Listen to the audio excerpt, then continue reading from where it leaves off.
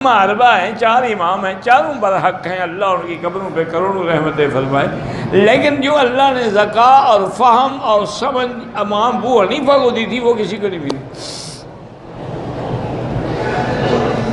اللہ کی شان ہے۔ بڑا عجیب واقعہ ایک آتا ہے کتابوں میں کہ حج پہ آئے ہوئے تھے امام صاحب، اور امام شافعی اور امام سفیان ابن عیینہ اور امام اوزاعی اور یہ بڑے بڑے لوگ، یہ سب حج پہ آئے ہوئے۔ تو انہوں نے امام ابو حنیفہ کو پکڑ لیا۔ انہوں نے کہا امام صاحب اتنا بڑا امام ہو کر، اتنا بڑا مجتہد ہو کر تم یہ کیسے کہتے ہو کہ بھئی مقتدی امام کے پیچھے فاتحہ نہ پڑھے؟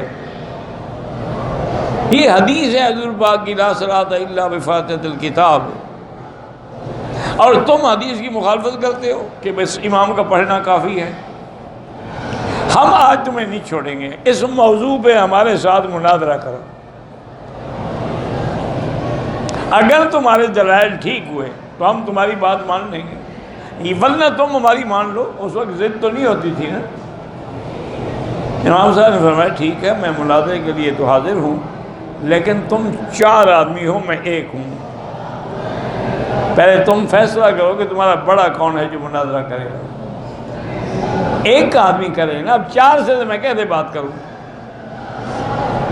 انہوں نے کہا جی امام اوزاعی کریں گے۔ انہوں نے کہا امام اوزاعی اگر ہار گئے تم سب ہار جاؤ گے۔ انہوں نے کہا جی بالکل۔ انہوں نے کہا اگر جیت گئے تم سب جیت جاؤ گے۔ انہوں نے بالکل۔ انہوں نے کہا مناظرہ تو ہوگی، آپ کس بات کا مناظرہ کریں؟ کہا کیا مطلب؟ انہوں نے کہا اگر امام اوزاعی کی ہار سب کی ہار بن سکتی ہے، امام کی فاتحہ مقتدی کی فاتحہ نہیں بن سکتی؟ سب چپ کر کے بیٹھ گئے۔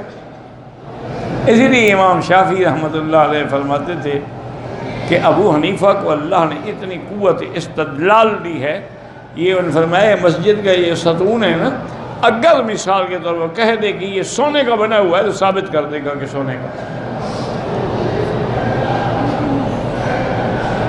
لیکن اس وقت اختلاف ہوتے تھے دین کے علم کے لیے، جھگڑے نہیں ہوتے تھے، ایک دوسرے کے خلاف فتوے نہیں ہوتے تھے۔ امام شافعی اب دیکھیں نا، خود امام شافعی فاتحہ کا قائل ہے، اس کے نزدیک تو سری جہری ہر نماز میں مقتدی کو فاتحہ پڑھنی ہے۔ اچھا امام صاحب جو تھے، امام شافعی اللہ نے قبر پہ کروڑ رحمتیں فرمائے، تم تو سن سکتے ہو، باتیں کر سکتے ہو، وہ نہیں کر سکتے جو اللہ نے ان کو دیا تھا۔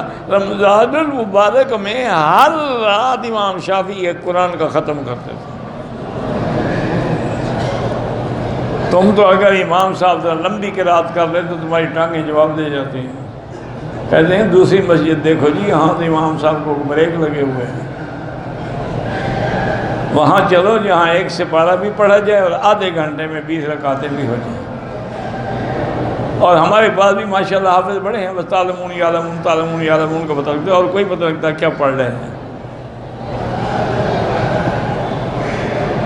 بہرحال تو امام شافعی تو بڑے سخت تھے نا اس مسئلے میں، ان کے نزدیک سری جہری حال میں تو آپ نماز نہیں پڑھاتے تھے۔ جب نماز کا کوئی وقت سفر میں بھی ہو جاتا کسی شاگرد کو کہتے بھی تم پڑھاؤ۔ آپ بغداد میں تشریف لائے، میں بھی الحمدللہ بغداد میں گیا ہوں، اور میں نے بھی وہ امام ابو حنیفہ رحمۃ اللہ علیہ مدرسہ دیکھا ہے، اور میں نے آپ کی قبر بھی دیکھی ہے، اور میں نے حضرت عبدالقادر جیلانی رحمۃ اللہ علیہ کی قبر بھی دیکھی ہے۔ بغداد کے اندر جو زیارات تھیں الحمدللہ وہ بھی کی ہے۔ تو